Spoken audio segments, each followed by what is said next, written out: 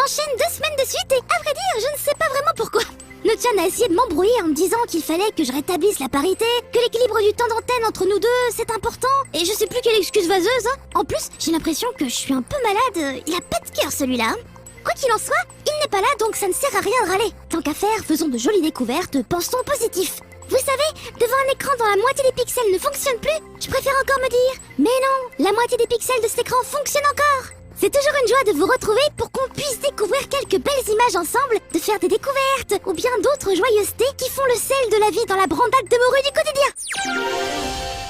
On avait déjà eu l'occasion de remarquer le travail de David Dutton qui poste régulièrement sur la chaîne YouTube Cinéfix. Sa spécialité, des remakes de blockbusters sous forme de clips à l'aspect 8 bits, comme si ces films récents étaient issus directement d'un Megaman par exemple.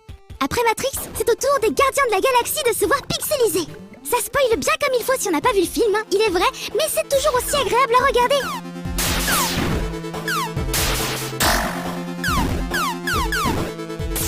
Dans un autre style, l'animateur Dylan Markey a su tirer parti d'une manière originale d'un vieux design de Nintendo, le Power Glove. The Power Glove for your NES. Now you and the games are one.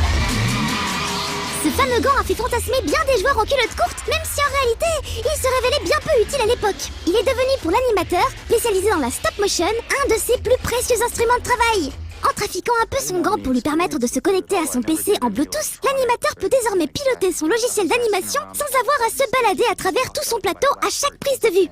L'artiste a su conserver de manière ingénieuse le charisme presque proustien de cet objet, tout en lui permettant d'avoir enfin une vraie utilité.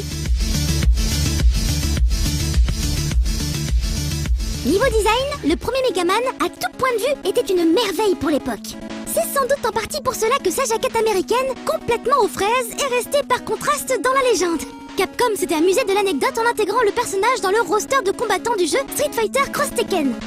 L'artiste thaïlandais Momoji du site Modern Toy a remis à l'honneur ce personnage en s'inspirant de l'illustration originale pour en faire une figurine unique. Du coup, quand un jouet s'inspire de ce qui est peut-être l'illustration la plus moche du monde, est-ce son destin d'être le jouet le plus moche au monde ? En tout cas, il a l'air de bien s'entendre avec Creepy Woody. Vous savez, cette figurine de Woody de Toy Story à l'expression qui met toujours mal à l'aise. Bon, on peut se moquer des designs américains de Megaman, mais les japonais ne sont pas en reste pour parfois donner naissance à quelques designs, disons, troublants. Un exemple emblématique ? Le Spider-Man créé par la Toei dans les années 70 qui reprenait plus les codes du tokusatsu que du comics. Le tisseur se retrouvait alors aux commandes du Léopardon, un robot géant. Par un amusant retournement de situation, dans le numéro 12 d'Amazing Spider-Man sorti aux US début janvier, Peter Parker recrute son homologue japonais pour combattre les Inheritors. Le robot Léopardon se retrouve ainsi intégré à l'event Spider-Verse en cours de publication chez Marvel. Reste à voir si celui-ci subsistera de manière permanente après la fin de la série. De quoi laisser rêveuse. Rêveuse, c'est bien ce que je suis devant la dernière idée de Bandai, encore et toujours eux.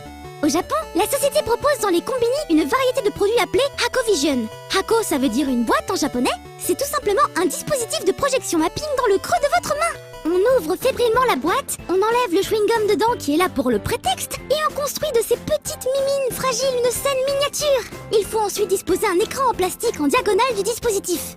On parachève alors le tout en disposant un smartphone sur le haut de la boîte. Celui-ci endosse à ce moment le rôle de projecteur improvisé et en jouant une vidéo dédiée devant nos yeux ébahis, il est possible de voir évoluer Hatsune Miku ou les idoles de Love Live en projection mapping sur les décors proposés. Bon, je ne sais pas si c'est très clair, voire même si le résultat est très probant, mais niveau concept, c'est complètement foufou. Faire rêver avec un bout de carton et une feuille de plastique, y a pas à dire. Le savoir-faire de certains ingénieurs et de certains marketeurs chez Bandai laisse sans voix. Certains devraient en prendre de la graine. C'est bien de pouvoir continuer à rêver en ces temps. Arrivé au terme de cette émission, c'est là que je me demande si je vous retrouve la semaine prochaine. À moins que Nochan ne soit à court de mauvaises excuses pour ne pas faire son boulot. Je vous dis donc, pleine d'espoir, à la prochaine bande d'attaque.